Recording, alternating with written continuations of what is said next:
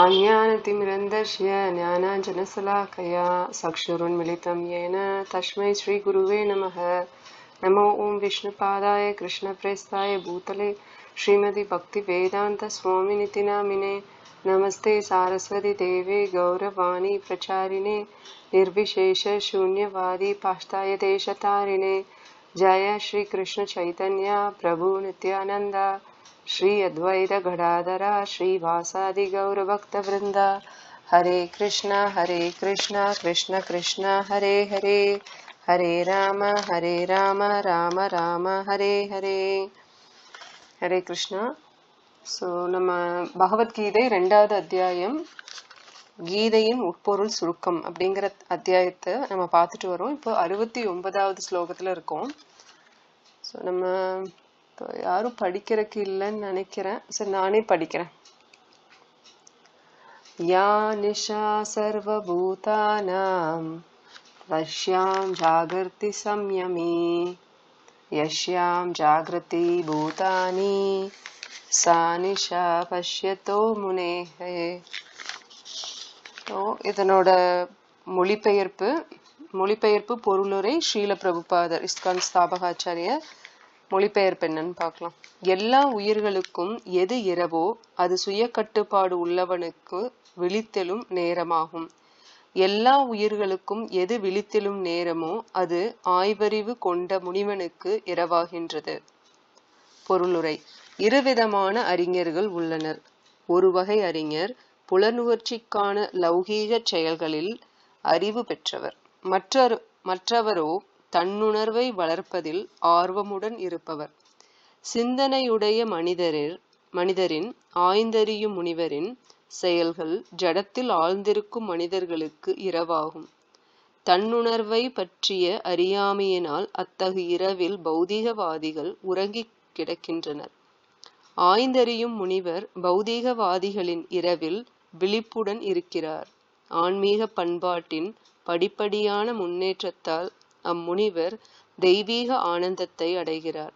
ஆனால் தன்னுணர்வு விஷயங்களில் உறங்கிக் கொண்டுள்ள பௌதீகவாதியோ புலனின்பத்தை பற்றிய பற்பல கனவுகளுடன் சில சமயம் மகிழ்ச்சியையும் சில சமயம் துயரத்தையும் தனது உறக்க நிலையில் உணர்கிறான்.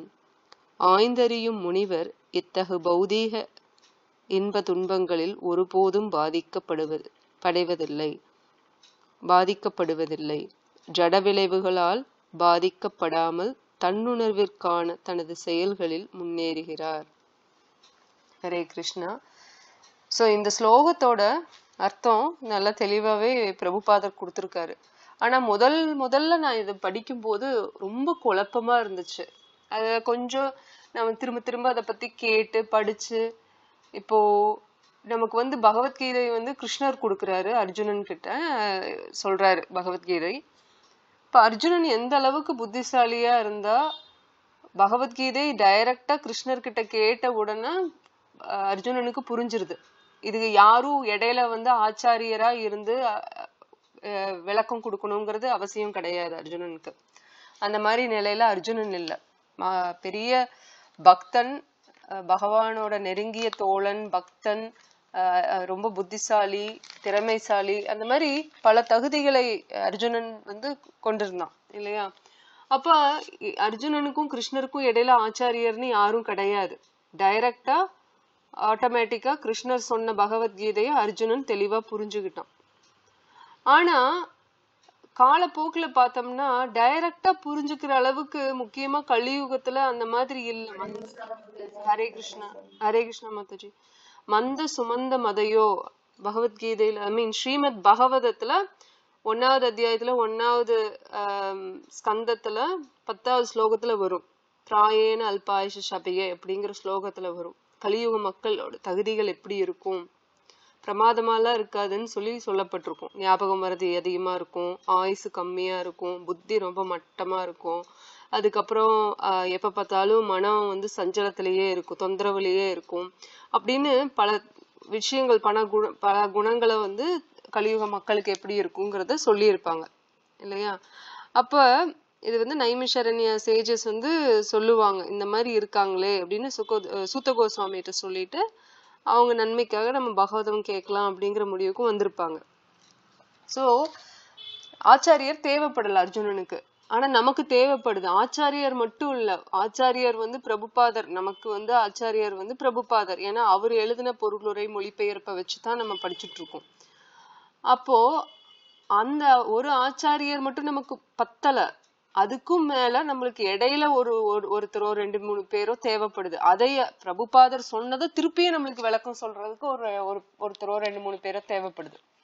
அந்த அளவுலதான் நம்ம இருக்கோம். பட் தவறு இல்ல, அட்லீஸ்ட் நம்மளுக்கு ஆர்வம் இருக்கா, அதுதான் முக்கியம். நம்ம பகவத்கீதை, ஸ்ரீமத் பாகவதம் ரெண்டு முக்கியமான சாஸ்திரத்தை படிக்கிறதுக்கு நம்மளுக்கு ஆர்வம் வந்ததுனாலே நம்மளுக்கு எல்லா தகுதியும் வந்துருச்சுன்னு தான் அர்த்தம். என்ன நமக்கு அந்த அளவுக்கு அர்ஜுனன் அளவுக்கு உடனே கேட்ட உடனே புரியுற அளவுக்கு இல்லைன்னாலும் பிரபுபாதரோட பொருளுரையிலையும் இல்ல பிரபுபாதர பொருளுரையை படிச்சு நம்மளுக்கு சொல்லி கொடுக்கிற பக்தர்கள் மூலியமாவும் இல்லையா, அது மூலியமா நம்ம கத்துக்கிறதுங்கிறது நம்ம பண்ண நம்மளுக்கு கிடைச்ச பாக்கியம் இல்லையா. அப்படின்னாவது நம்ம கத்துக்கிறோம் இல்ல, அதுதான் முக்கியம். இப்ப இந்த ஸ்லோகத்தை முதல் முறையா எனக்கு படிக்கும் போது என்ன சொல்ல வர்றாங்கன்னா, இங்கிலீஷ்ல தான் பகவத்கீதை படிச்சேன், தமிழ்ல இல்ல. சோ இங்கிலீஷ்ல படிக்கும்போது நைட்டு டே எந்த டைம்ல இவங்க தூங்குறாங்களோ அந்த டைம்ல இவங்களுக்கு டே டைம் அப்படின்னு சொல்லியிருக்கும். அதே மாதிரி உல்டாவா அதேவே சொல்லியிருக்கும் இங்கிலீஷ்ல, ஐ மீன் இந்த ஸ்லோகத்துல. இப்போ தமிழ்லயும் அதேதான். பட் அதை நான் படிக்கும்போது ரொம்ப குழப்பமா இருந்தது. அதை திரும்ப திரும்ப நான் கேட்டேன், ரிசர்ச் பண்ணேன், பக்தர்களோட இதுல கதை எப்படி சொல்லி கொடுக்குறாங்கன்னு. எனக்கு அது ரொம்ப நாள் ஆச்சுன்னு வைங்களேன் புரியறதுக்கு.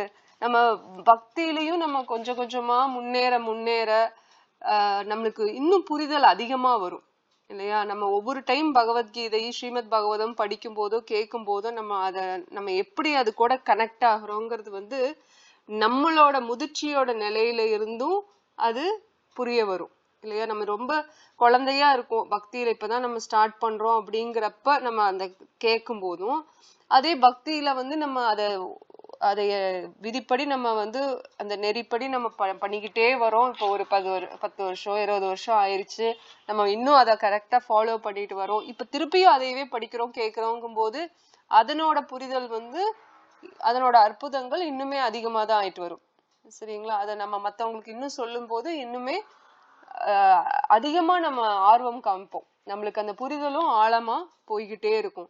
அதுக்காக நான் ஒரு தடவை படிச்சுட்டேன், இப்ப 20 வருஷம் ஆயிடுச்சு நான் நல்லா படிச்சுட்டேன் போதுமானா பத்தாது. ஏன்னா நம்ம வாழ்நாள் பூரா படிச்சுட்டே இருந்தாலும் ஒவ்வொரு முறை படிக்கும் போதும் கேட்கும் போதும் நம்மளுக்கு புது புது அர்த்தங்கள் வரதான் செய்யும், புது புது ஞான உதயங்கள் வரதான் செய்யும். அது பிரமாதமான விஷயம்தான் இல்லையா. என்னடா நம்ம படிக்கிறோம், திரும்ப திரும்ப படிக்கிறோம், ஒவ்வொரு முறை ஒவ்வொரு மாதிரி அதிசயமா தெரியுதே, இதை நான் படிச்ச மாதிரியே தெரியலையே அப்படிங்கறதுனால நம்ம கலக்கப்பட்டு நிறுத்திடக்கூடாது, திரும்ப திரும்ப கேட்டுக்கிட்டேதான் இருக்கணும்.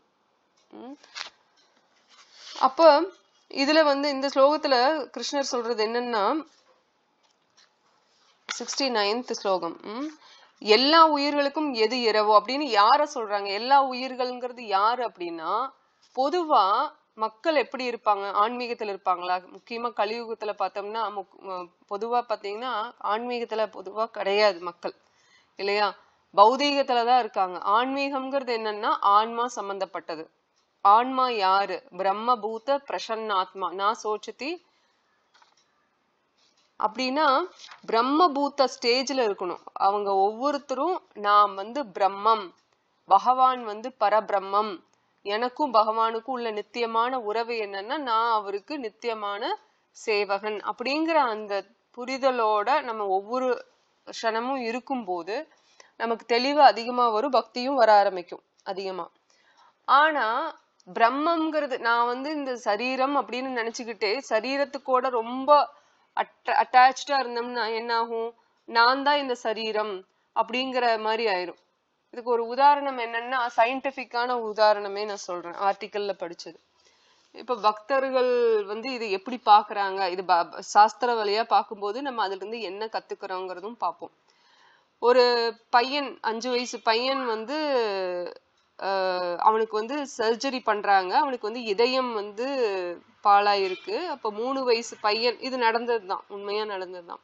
3 வயசு பையனோட இதயத்தை மாற்று அறுவை சிகிச்சை மூலமா இந்த 5 வயசு பையனுக்கு அந்த இதயத்தை கொடுத்துட்றாங்க. அப்புறம் நுரையீரலும் இது பண்ணிடுறாங்க, டிரான்ஸ்பிளான்ட் பண்ணிடுறாங்க. அந்த 3 வயது பையன் இறந்துட்டான். இப்ப அந்த 5 வயசு பையனுக்கு வந்து உடல் பாகத்துல ஒரு 2 பாகம் வந்து வேறு ஒரு உடல் இருந்து எடுக்கப்பட்டது. பகவத்கீதை சொல்லி கொடுக்கறது என்ன, சாஸ்திரம் சொல்லி கொடுக்கறது என்ன அப்படின்னா, முக்கியமா பகவத்கீதை தான் நம்ம சாஸ்திரமா ஏத்து படிக்கிறோம் இல்லையா? பகவதத்தையும் ஸ்ரீமத் பகவத்கீதையும் தான் நம்ம ஏத்து படிக்கிறோம். மத்த புராணங்கள்ல நம்ம படிக்கிறது கிடையாது. அத வந்து ரெஃபரன்ஸுக்கு வேணா அப்பப்ப எதுக்காவது உபயோகப்படுத்தலாம். ஆனா 99% வந்து 1% எதுக்கு நம்ம உபயோகப்படுத்துவோம் அப்படின்னா, அந்த மகாபாரத கதைகள் வந்து லிங்க் பண்றதுக்காக, அந்த சுச்சுவேஷனை வந்து ஃபுல்லா அண்டர்ஸ்டாண்ட் பண்ணிக்கிறதுக்காக நம்ம சில சமயம் மகாபாரத கதைகளோ ராமாயண கதைகளோ உபயோகப்படுத்துறோம். ஆனா முக்கியமா நம்ம பகவத்கீதை பகவதத்தை மட்டும்தான் திரும்ப திரும்ப படிப்போம். ஓகேங்களா? அது போதும் நமக்குன்னு ஆச்சாரியர் சொல்லியிருக்கிறார். அதனால அது போதும். சோ பகவத்கீதையில சொன்னபடி என்ன, சொன்னதுபடி வந்து நம்ம வந்து உடலை வந்து ஆடை போல மாற்றணும், சேஞ்ச் பண்றோம் இல்லையா? ஒருத்தர் இறக்குறாங்க அப்படின்னா என்ன அர்த்தம் அப்படின்னா, அந்த ஆன்மா வந்து அந்த உடல்ல இருந்து இன்னொரு உடலுக்கு போக போகுது. அப்ப அந்த உடல்ல இருந்து இன்னொரு உடலுக்கு போற இடையில அந்த ஆன்மா வந்து இன்னொரு உடல் கிடைக்காத பட்சத்திலேயோ, இல்ல அந்த உடல் வந்து அகால மரணம் அடைஞ்சதுனால இன்னும் அதுக்கு இன்னொரு உடல் ரெடி ஆகல அப்படிங்கிற பட்சத்துல, இல்ல தற்கொலை மூலியமா அந்த உடலை பிரியற அந்த ஆன்மா, ஆக்சிடென்ட் மூலியமா அந்த உடலை பிரியற ஆன்மா, இல்ல சம் இன்சிடென்ட்ஸ் மூலியமா அந்த உடலை பிரியற ஆன்மா, அதாவது அகால மரணம்னு வச்சுக்கலாம். அப்ப அந்த ஆன்மாக்கு வந்து இன்னொரு உடல் ரெடி ஆகணும் இல்ல, ஆனா ஆகாம இருக்கும். ஏன் அப்படின்னா, இந்த உடல் வந்து 85 வயசு வரைக்கும் வாழும் அப்படின்னு சொல்லி விதிப்படி இருக்குன்னா, அந்த உடல் வந்து 85 வயசு வரைக்கும் வாழாம 20லயே தற்கொலையோ இல்ல அகால மரணமோ ஏதோ ஒரு ரூபத்துல அடையுது அப்படின்னா, மீதி காலங்கள் அதுக்கு வந்து உடல் கிடையாது. ஏன்னா விதிப்படி அது 85வது வருஷத்துக்கு அப்புறம் தான் அதுக்கு இன்னொரு உடல் கொடுக்கப்படும். அப்படிதான் செட் பண்ணி வச்சிருக்குவாங்க. அந்த ப்ரோக்ராமிங் அப்படிதான் இருக்கும். ஆனா அந்த மீதி 60 வருஷம் 65 வருஷம் வந்து அந்த ஆன்மாக்கு வந்து உடல் கிடையாது. அதனாலதான் அந்த உடல் வந்து சூழ சரீரம் போயாச்சு, அந்த உடலை விட்டாச்சு. சூட்சும சரீரம், சூழ சரீரம்ங்கிறது என்ன, பஞ்சபூதங்கள்னால ஆகப்பட்டது. எர்த், வாட்டர், ஃபயர், ஏர், ஈத்தர் அப்படின்னு சொல்லிட்டு நிலம், நீர், காற்றுன்னு எல்லாம் சொல்றோம்ல, அந்த பஞ்சபூதங்கள்னால ஆகப்பட்டதா நம்மளோட எல்லாத்தோட உடலும் இல்லையா? அது வந்து அந்த உடல் பஞ்சபூதங்கள்லயே ஐக்கியமாயிரும் நம்ம ஆன்மா வந்து அந்த உடலை விட்டு போகும்போது. ஆனா சூட்சும சரீரம்னு ஒண்ணு இருக்கு இல்லையா? சூழ சரீரம் தான் போயிரும், அது மண்ணோட மண்ணா மக்கி போயிரும். ஆனா சூட்சும சரீரம்ங்கிறது என்ன? மனம், புத்தி, அகங்காரம், இது மூணும் போகாது. முக்தி அடையிற வரைக்கும் அது போகாது இல்லையா? அது கூடவே தான் இருக்கும். நம்ம பகவத்கீதையில ஏற்கனவே 2வது அத்தியாயத்துல ஒரு ஸ்லோகத்துல பார்த்திருக்கோம்ல, எப்படி வாசனை மூலியமா அந்த காற்று வந்து அந்த வாசனைய வந்து காற்று மூலியமா அந்த வாசனை பரவுது ஒரு இடத்துல இருந்து இன்னொரு இடத்துக்கு. அது போல சூட்சும சரீரம் என்ன பண்ணும், ஆன்மாவை ஒரு உடல்ல இருந்து இன்னொரு உடலுக்கு கூட்டிட்டு போகும். அந்த சூட்சும சரீரத்துல என்ன இருக்கும், நம்மளோட உணர்வுகள் எல்லாம் பதிவாய் இருக்கும். நம்மளோட ஆசைகள், உணர்வுகள், தீராத ஆசைகள் எல்லாம் இருக்கும் இல்லையா? அதெல்லாம் முடியாத முடிவு பெறாத ஆசைகள் எல்லாம் இருக்கும் இல்லையா? பெண்டிங் டிசைர்ஸ், அதெல்லாம் வந்து எமோஷன்ஸ் எல்லாமே அதுல பேக்கேஜ் ஆகி அந்த மனம், புத்தி, அகங்காரத்துல இருக்கும். அப்ப அது வந்து அது வந்து சூட்சும சரீரம். சூழ சரீரத்தை விட்டு ஆன்மா வெளியில வரும்போது சூட்சும சரீரத்தையும் சேர்த்தினா வரும் முக்தி அடையிற வரைக்கும். அப்ப இது என்ன பண்ணும், சூட்சும சரீரம், மனம், புத்தி, அகங்காரம் அடுத்த உடலுக்கு கூட்டிட்டு போகும். ஏன்னா நம்ம பண்ண பாவ கணக்கு, புண்ணிய கணக்கு, இதெல்லாமே அந்த இதுல ரெக்கார்ட் ஆயிருக்குமா விதிப்படி. அப்ப வந்து அந்த சூட்சும சரீரம் வந்து நம்மளோட விதிப்படி, நம்மளோட ஆசைகள் படி, உணர்வு படி, நம்ம இறக்கும் போது எதை நினைச்சிட்டு இறக்குறோமோ அதுபடி அடுத்த உடலுக்கு போகும். அதனாலதான் நம்ம திரும்ப திரும்ப என்ன கேட்கிறோம், ஆச்சாரியர்ல இருந்து படிக்கிறோம், பகவத்கீதையில கிருஷ்ணர் சொல்றது படிக்கிறோம்னா, எம் எம் வாபி ஸ்மரன் பாவ. நம்ம இறக்கும் போது பகவானை நினைச்சிட்டு இறந்தோம்னா கண்டிப்பா பகவானோட திருநாட்டுக்கு போயிருவோம். பிறப்பு இறப்புங்கிற சுழற்சியில வரமாட்டோம். பிறந்தாதானே நம்ம இறக்கணுங்கிற பயம் இருக்கும். பிறந்தாதானே நம்மளுக்கு வியாதி வரும், வயோதிகமாகுங்கிற பயம் இருக்கும். பிறக்கவே இல்லைன்னா நம்மளுக்கு இந்த பிரச்சனையே இல்லையே. பிரச்சனைகள் நம்மனால மட்டும் வராம அடுத்தவங்கனாலையும் வருது, தெய்வ சக்தியால வருது, நம்ம மனசால வருது, உடலால வருதுன்னு பார்த்தோம் இல்லையா. சோ துன்பங்கள் இருந்துகிட்டேதான் இருக்கும் பௌதீக உலகத்துல. துக்காலயம் அசாஸ்வதம். இந்த உலகம் ஃபுல்லா துக்கம் நிறைஞ்சது, துக்க ஆலயம். அப்புறம் சாஸ்வதம் இல்ல, அசாஸ்வதம். நித்தியமானது கிடையாது, நிரந்தரமானது கிடையாது, தற்காலிகமானது. நம்மளுக்கு துன்பம் வந்தாலும் இன்பம் வந்தாலும் எல்லாமே தற்காலிகமானதுதான் இந்த பௌதீக உலகத்துல. அப்ப இங்க நம்மளோட மன நிம்மதிங்கிறது ஆழமா எல்லாம் கிடைக்காது, தற்காலிகமா கிடைக்கலாம். அது ஞான மார்க்கத்துல போனாலும் சரி, யோக மார்க்கத்துல போனாலும் சரி, கர்ம மார்க்கத்துல கர்மம் செஞ்சு போனாலும் சரி, எல்லாமே நம்மளுக்கு திருப்தி ஆகட்டும், மன அமைதி ஆகட்டும், சந்தோஷம் ஆகட்டும், புன்னகை ஆகட்டும், எதுவுமே நமக்கு கிடைக்கும். ஆனா நம்மளுக்கு நிரந்தரமா அது கிடைக்காது, தற்காலிகமா தான் கிடைக்கும். நம்ம ஏதோ ஒண்ணு எல்லாரும் தேடிக்கிட்டு தான் இருக்கோம். அது அமைதி, அமைதியினால வர்ற சந்தோஷம் இல்லையா. ஆனா அது எல்லாத்துக்குமே நிரந்தரமா கிடைச்சிருக்கா அப்படின்னா கிடையாது. பக்தர்களுக்கு மட்டும்தான் அது நிரந்தரமா கிடைக்கும். ஏன் அப்படின்னா அவங்க சுயநலம் இல்லாம பகவானோட திருப்தியை நோக்கி வேலை செய்யறதுனால, சேவை செய்யறதுனால. நம்ம சாதாரணமா கர்மம் செஞ்சாலும் கூட, நம்மளோட செயல்களை செஞ்சாலும் கூட, அர்ஜுனன் மாதிரி இயல்பான செயல்கள் அர்ஜுனனுக்கு என்னவோ, ஒரு சத்திரியனா என்ன செய்யணுமோ அத அவன் செஞ்சாலுமே பகவானை மையமா வச்சுட்டு செஞ்சதுனால, எல்லாமே பகவானுக்கு ஆக செய்யறேன்.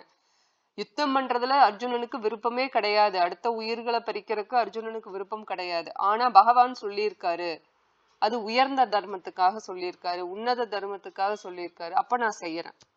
பகவான் சொல்லுனா அது நம்ம செய்யலாம், அது என்னவா இருந்தாலும் சரி. நம்மளோட மைண்டுக்கு தகுந்த மாதிரி விம்சிக்கலாம், நம்ம பாட்டுக்கு இஷ்டத்துக்கு செய்யறது கிடையாது பக்தி. சொன்னது அது விதிப்படி செய்யற பக்திக்கு பேருதான் வைதி பக்தி.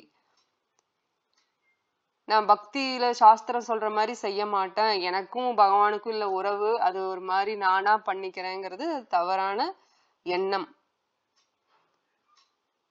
அது பகவான் கொடுத்த சாஸ்திரத்துல பகவான் என்ன சொல்லி இருக்கிறாரோ அதுபடிதானே பண்ணணும்.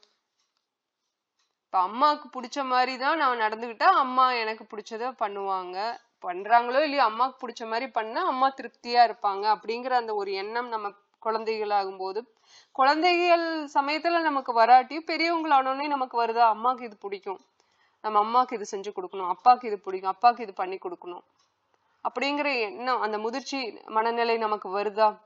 அப்ப அவங்கள அதை சந்தோஷப்படுத்தி பார்க்கும்போது அவங்களோட சந்தோஷம் தான் நமக்கு திருப்தியும் பலனுமே தவிர, அவங்க அந்த சந்தோஷ திருப்தி அடைஞ்சதுனால எனக்கு ஒண்ணு பண்ணுவாங்க அப்படிங்கிற எதிர்பார்ப்புல இல்ல நம்ம திருப்தி. இயற்கையான ஒரு இது சொல்றேன், ஒரு உதாரணத்துக்காக சொல்றேன்.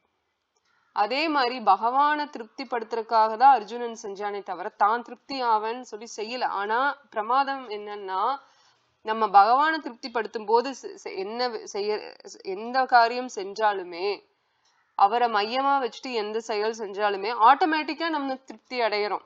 நம்ம ஏற்கனவே இந்த பகவத்ல வர உதாரணம், அதே உதாரணம் தான். வேருக்கு தண்ணி ஊத்தும் போது மரத்துல இருக்கிற எல்லா பகுதிக்கும் சந்தோஷம், சந்தோஷங்கிற அந்த நியூட்ரிஷன் கிடைச்சிரும், சக்தி கிடைச்சிரும். தனித்தனியா ஊத்தணுங்கிறது இல்ல. வயிற்றுக்கு சாப்பாடு போடும்போது உடல்ல இருக்கிற எல்லா உறுப்புகளுக்கும் சக்தி கிடைச்சிரும். தனித்தனியா உறுப்புகளுக்கு ஊட்டி விடணுங்கிற அவசியம் இல்லை. காதுக்கு போய் நம்ம ஊட்டி விட மாட்டோம், மூக்குல போய் சாப்பாடு ஊட்டி விட மாட்டோம்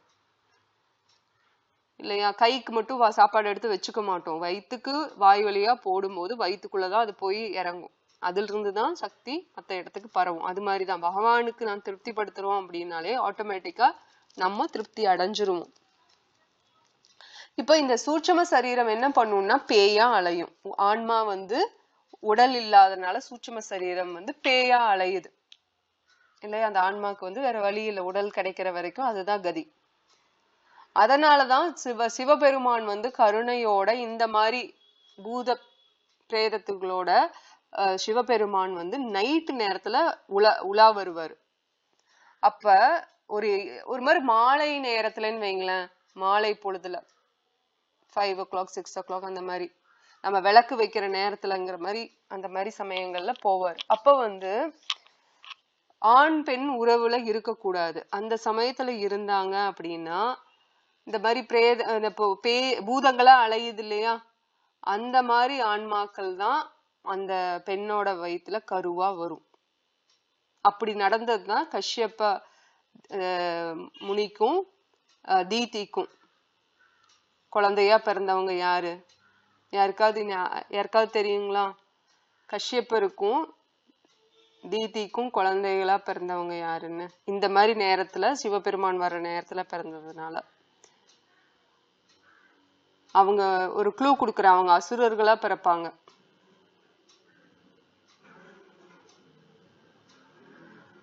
ஹிரண்யாக்ஷ ஹிரண்யகசிப்பு ஸ்ரீமத் பாகவதத்துல படிப்போம்.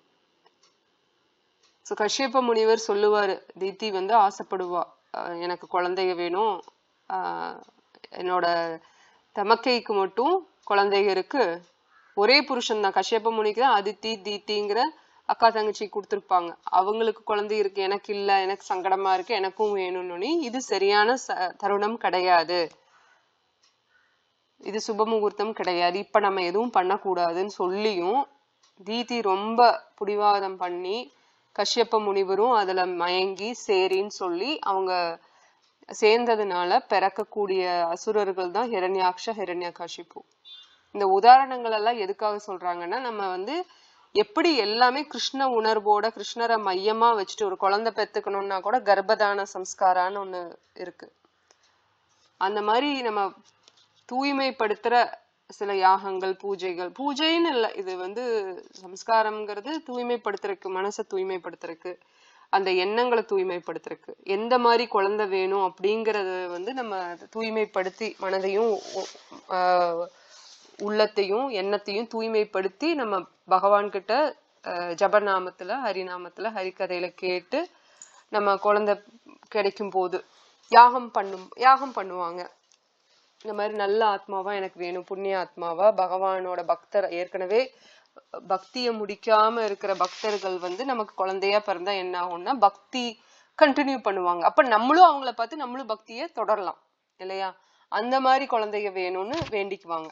அப்ப வர்ற குழந்தைங்க யாரு? ஆச்சாரியர்களே குழந்தையா வரும். ஏற்கனவே அது நல்லா பக்தி பண்ண, நம்மளை விட அட்வான்ஸா இருக்கும் அந்த குழந்தைங்க பக்தியில. அந்த மாதிரி குழந்தைங்க நமக்கு வரும்போது அதுக்கு எல்லாத்துலயுமே பிரைட்டா ஷைனா இருக்கும். அது வந்து முனிவர்கள், பக்தர்கள், சிறந்த யோகிகள் குழந்தைகளா வருவாங்க. ஆனா அவங்க பக்தி சார்ந்த இடத்துல இருப்பாங்க. யோகிகள் முனிவர்களா இருந்தாலும் பக்தர்களா இருந்தாலும் யோக பிரஷ்டோ சுச்சினாம் ஸ்ரீமதாம் கேஹே யோக பிரஷ்டோ பிஜாயத்தே. அந்த முடிவு கம்ப்ளீட் பண்ணாம இருந்திருப்பாங்க அந்த பக்திய.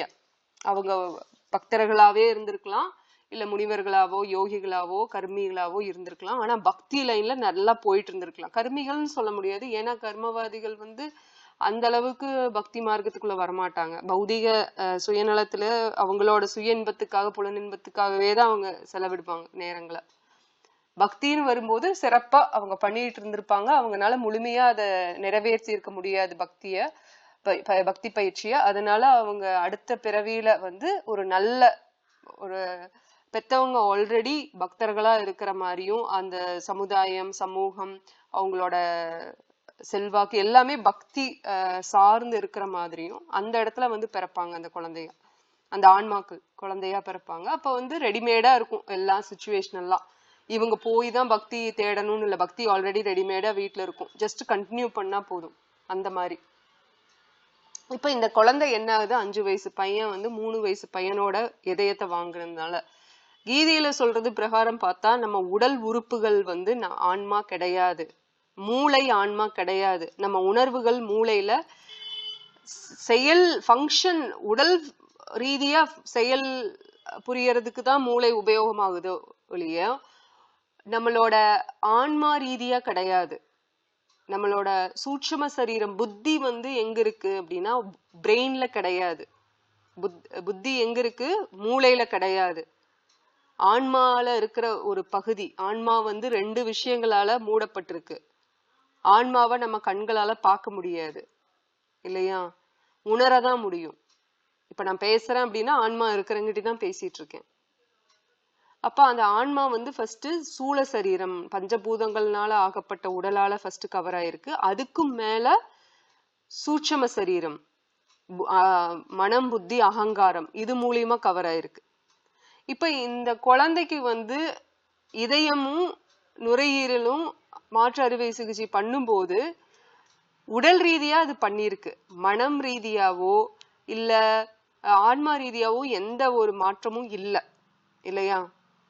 ஆனாலும் சில சமயங்கள்ல அந்த ஆன்மா அந்த சூட்சும சரீரத்தோட இன்னும் சுத்திக்கிட்டு இருக்கு அப்படின்னா அந்த அந்த ஆன்மா வந்து அந்த உடலோட ரொம்ப ஐக்கியமாயிருக்கு அப்படின்னா அந்த 3 வயசு குழந்தை வந்து அந்த உடலோட ரொம்ப ஐக்கியமாயி தான் தான் அந்த உடலுங்கிற அந்த இப்போ பெரியவங்களே அந்த ஆன்மாக்கும் உடலுக்கும் வேறுபாடு தெரியாம இருக்கிற பட்சத்துல அந்த 3 வயசு குழந்தைக்கு ஆத்ம ஞானம் இருக்குங்கிற எதிர்பார்ப்பு வந்து நியாயம் இல்லதான். அந்த குழந்தை வந்து 3 வயசு குழந்தை உடலோட ஐக்கியமா இருக்கு. அந்த உடலை விட்டு பிரிஞ்சும் கூட அதுக்கு போக தெரியல. அந்த ஆன்மாக்கு வந்து அந்த உடலோட சம்பந்தப்பட்ட உறுப்புகள்ல இருந்து போக தெரியல. அது மேல இருக்கிற பற்றுதல்னால இந்த 5 வயசு பையன் அந்த 3 வயசு பையனோட இதயத்தையும் நுரையீரலும் பெற்றதுக்கு அப்புறம் அந்த 3 வயசு பையன் மாதிரி பிஹேவ் பண்ண ஆரம்பிச்சிருக்கான். ஃபர்ஸ்ட் இனிஷியலா அந்த குட்டி பையனுக்கு பிடிச்ச அந்த டாய்ஸ் அந்த பொம்மைகள் மேல இவனுக்கும் விருப்பம் வந்திருக்கு.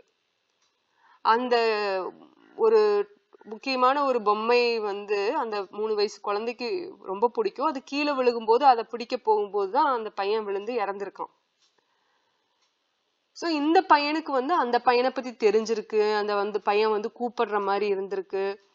அப்புறம் போய் அந்த பையன்கிட்ட பேசி இருக்கும்போதுதான் தெரிஞ்சிருக்கு அந்த பையனுக்கு அந்த டாய் பிடிக்கும்னு. அதே மாதிரி இன்னொரு 18 வயது ஆண் மகன் வந்து இறந்துடுறான். அவனோட மூளையோ அந்த மாதிரி ஏதோ ஒரு உறுப்பு வந்து 45 வயசு பெண்மணிக்கு வந்து மாற்றி இருக்காங்க. அப்ப அந்த அம்மா எந்திரிச்சதுக்கு அப்புறம் டாக்டர்ஸ் எல்லாம் சொல்லியிருக்காங்க ரொம்ப பிரமாதமா உங்களுக்கு ஆப்ரேஷன் சக்சஸ்ஃபுல்லா முடிஞ்சிருச்சு, எல்லாமே நல்லா ஹெல்த்தியா இருக்கு, ஒன்னும் பிரச்சனை இல்லை, உங்களுக்கு என்ன வேணும் ஏதாவது வேணுமானோன்னையும் அந்த பெண்மணி சொல்லியிருக்கா எனக்கு பீர் வேணும்னு, எனக்கு கோழி வேணும், பச்சை மிளகாய் வேணும். இப்ப இவங்களுக்கு ஆச்சரியமா இருந்திருக்கு. இந்த பெண்மணி வந்து அந்த பழக்கமே கிடையாது, ஆனா ஏன் இப்படி கேக்குறாங்க அப்படின்னு. அப்புறம் அந்த பெண்ணுக்கு வந்து அந்த இறந்து போன ஆள் டிம், அந்த ஆள் பேரு டிம், அந்த ஆள் பத்தியும் சொல்லியிருக்காங்க. அப்ப இவங்க அதை விசாரிக்கும் போது அப்ப அந்த இறந்த பையனோட அப்பா அம்மா போய் பேசும்போதுதான் தெரிஞ்சிருக்கு அந்த பையனுக்கும் பீர் பிடிக்கும் குடிக்கிறதுக்கு, அதே மாதிரி கோழி பச்சை மிளகாய் அதெல்லாம் பிடிக்கும் அப்படின்னு தெரிஞ்சிருக்கு. சோ இதுல இருந்து என்ன தெரியும்னா சூட்சும சரீரம் நம்ம வந்து உடல்ங்கிறது 2 வகையான உடல், சூழ உடல் சூட்சும உடல். இது 2 கூடயும் நம்ம ரொம்ப ஐக்கியமாய் இருந்தோம்னா நம்ம ஆன்மாவாகிய நம்ம வந்து உடலை விட்டு பிரிஞ்சாலும் கூட சூட்சும சரீரத்தை விட்டு பிரியாம, சூழ சரீரத்தை பிரிஞ்சாலும் கூட சூட்சும உடலை விட்டு பிரியாதனால இந்த மாதிரி அலைப்பாய வேண்டிய சூழ்நிலை வந்ததுன்னா அப்ப இந்த மாதிரி இவங்களுக்கு என்ன ஆச்சு, 2 பேத்துக்கும் ஆபரேஷன் பண்ணவங்களுக்கு என்ன ஆச்சுன்னா ஒரு ஆன்மா இல்ல அங்க 2 ஆன்மா இருக்கு அந்த இடத்துல இல்லையா? அந்த மாதிரி பேய் பிடிச்சிருக்குன்னு சொல்றதோ எல்லாமே உண்மைதான். சாஸ்திர பிரகாரம் பார்த்தா அது பொய்யா சொல்றவங்களை பத்தி நம்மளுக்கு அக்கறை இல்லை. ஏன்னா எல்லாத்துலயுமே போலி உண்மைன்னு 2 விஷயம் இருக்கு. இந்த துவந்தங்கள் நிறைந்த இடம்தான் பௌதீகம். குரு அப்படிங்கறதுலயும் போலி குரு இருக்காங்க, உண்மையான குரு இருக்காங்க. அந்த மாதிரி எல்லாத்துலயுமே போலி உண்மைன்னு இருக்கு. நம்ம அதை ஆராய்ஞ்சுதான் அங்கீகரிக்கணும். நம்ம வந்து எல்லாமே ஒரு மேலோட்டமா எல்லாமே உண்மைன்னு சொல்லிடக்கூடாது, எல்லாமே பொய்ன்னு சொல்லிடக்கூடாது.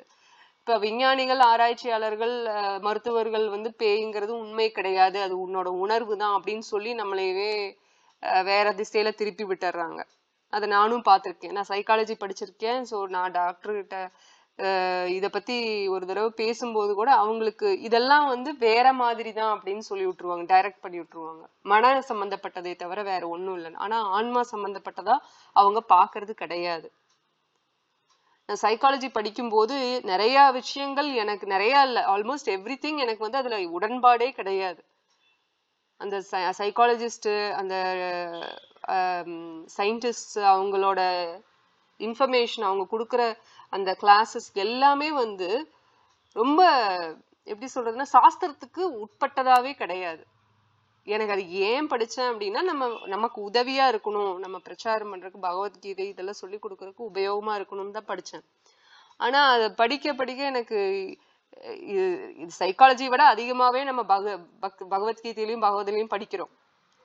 இருந்தாலும் இவங்க என்ன சொல்லி கொடுக்குறாங்கிறது பார்த்தா அது ரொம்பவே அநியாயமா அபத்தமா இருந்தது. நிறைய விஷயங்கள் நான் படிக்கப்ப அப்படிதான் தெரிஞ்சது. நிறைய விஷயங்கள் அவங்க ஆன்மாங்கிறதையும் மனம்ங்கிறதையும் ஒண்ணும்பாங்க, அப்புறம் இல்லைம்பாங்க. அவங்க நிறைய குழப்பம் பண்ணுவாங்க.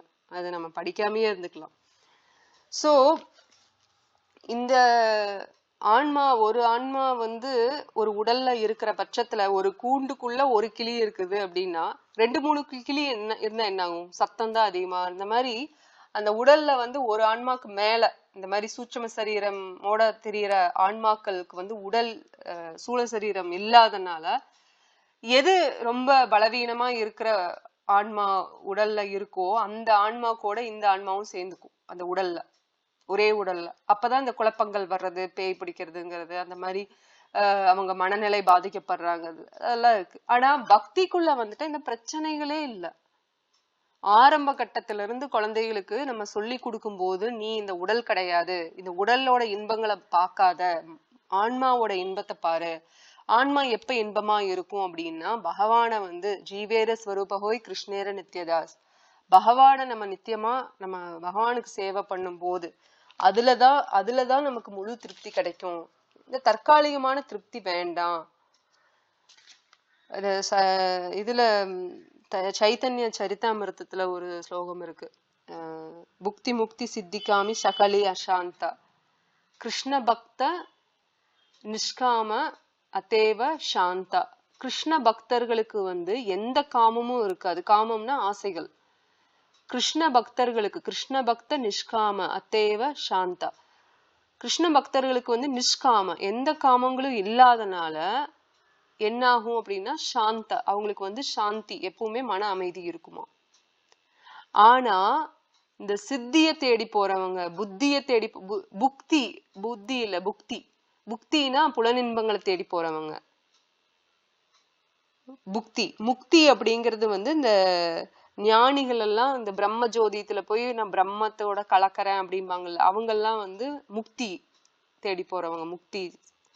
அடுத்தது சித்திகள் வந்து அந்த அஷ்ட சித்திகளை நாடி போறவங்க, தண்ணி மேல நடக்கிறது, பறக்கிறது, இருக்கிறதுலே சின்னதை விட சின்னதாகிறது, பெருசை விட பெருசாகிறது, அந்த மாதிரி 8 வகையான சித்திகள். அத மேல ஆசைப்பட்டு போறது, அதுக்காக பயங்கரமா கடுந்தவம் விரதம்னு இருக்கிறது.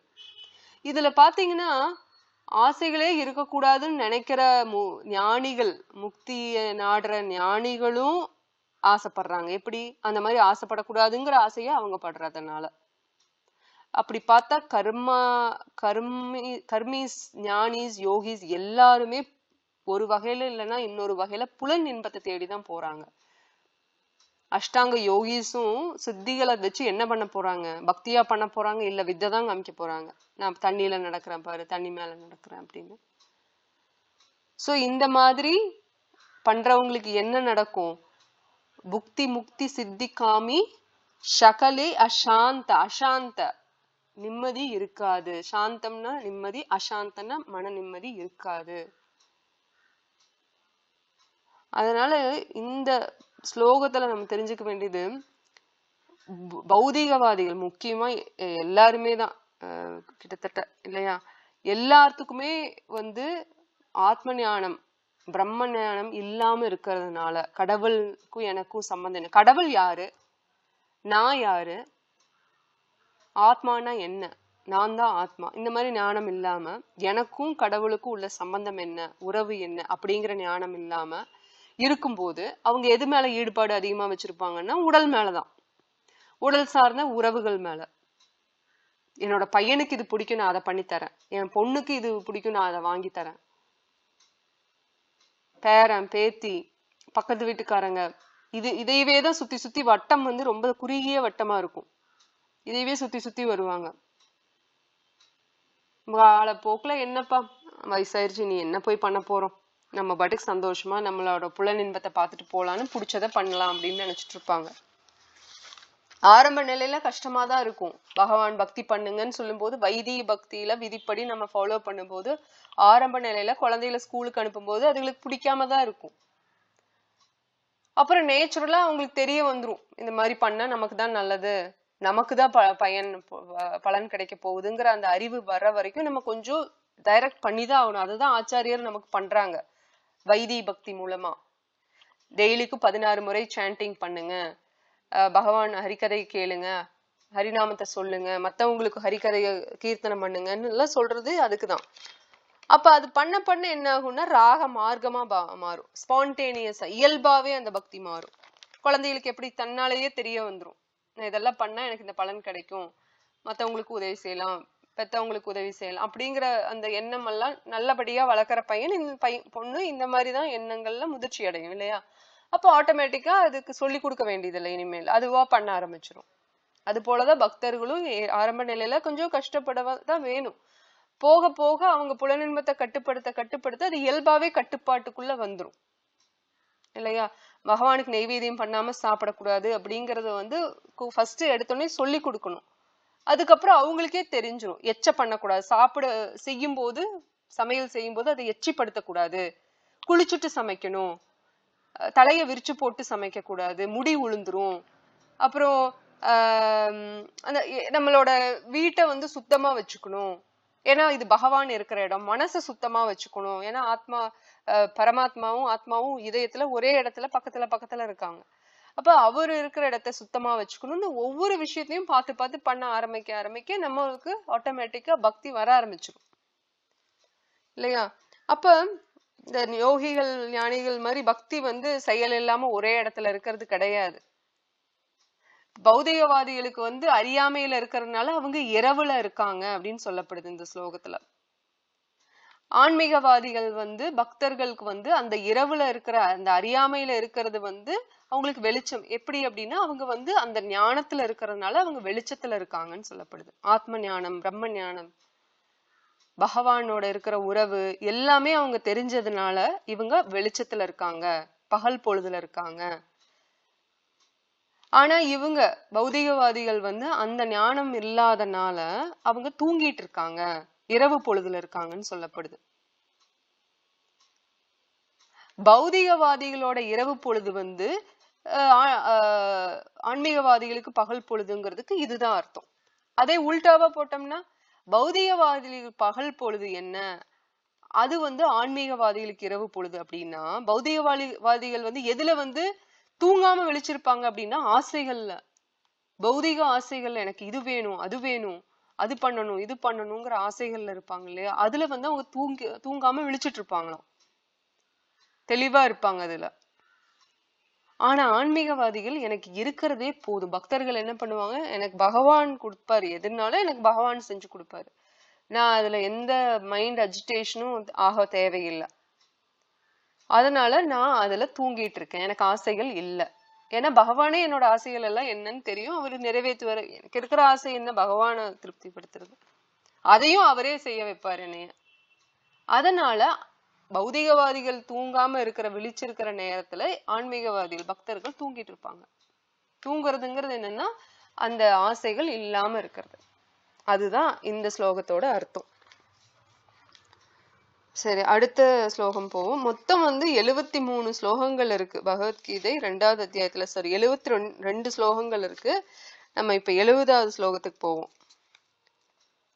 அபூர்யமானாம் அசல பிரதிஷ்டம் சமுத்திரமாப பிரவிசந்தி யத்வத் தத்வத் காமாயம் பிரவிசந்தி சர்வே சசாந்திம் ஆப்னோதி ந காமகாமி.